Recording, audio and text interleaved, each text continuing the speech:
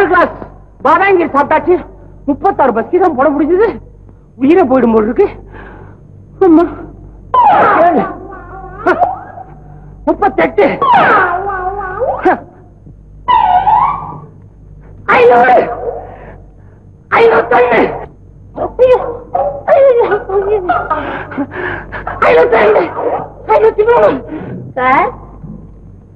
என்னம்மா என்ன வேணும்? கோபி மாஸ்டர் பாக்கணும். வயசு பொண்ணு நீ எனக்கு கோபி மாஸ்டர் பாக்கணும்? ஸ்கேட்டிங் கத்துக்கணும் சார், உடம்பு இழைக்கிறதுக்காக. உன் உடம்பு இழைக்கிறதுக்கு என் சிஷ்யன் கோபி மாஸ்டர் தான் இருக்கான். சிஷியனா? ஆமா, எடுக்கிறதுக்காக அவன் ஸ்கேட்டிங் கத்துக்கிறதுக்காக வாயில சக்கரம் கட்டிட்டு இருக்கும் போது அவன் ஆஃப் பேண்ட போட்டுக்கிட்டு ஜோல்மெண்ட் ஆக்சுவல் போயிட்டு இருந்தான். அப்படியா? என்ன உன் பேரு?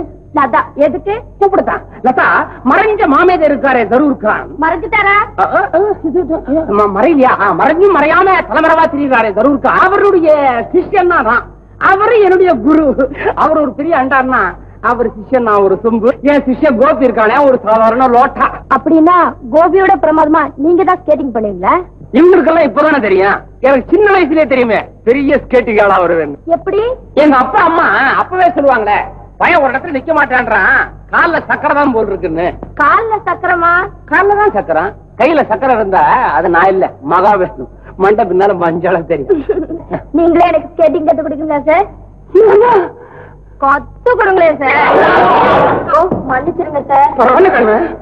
என்ன இறக்கி வச்சிருக்கீங்களா சார்? இப்போ நீ எடுத்த எடுப்புக்கு நான் வந்தேன் பாத்தியா, அந்த அளவுக்கு நான் இறக்கி வச்சிருவேன். அப்போ நாளைக்கு 6 மணிக்கு வரேன். 6 மணிக்கு வராத, எல்லா பயிலும் இங்கே தெரியும். எல்லாம் வந்து போனதுக்கு அப்புறம் நீ மாத்திரம் தனியா வர்ற. எப்படி வர? தனியா வர்ற. போயிட்டு வரட்டுமா சார்? மறுபடியும் வருவேங்கிற தைரியத்தினாலதான் இப்ப நான் உன்னை போக விடுறேன். பாயா ஆப்டாண்ட போட்டா பாயின்றான். நாளைக்கு புன் பேட்டாட்டு இருப்பேன்.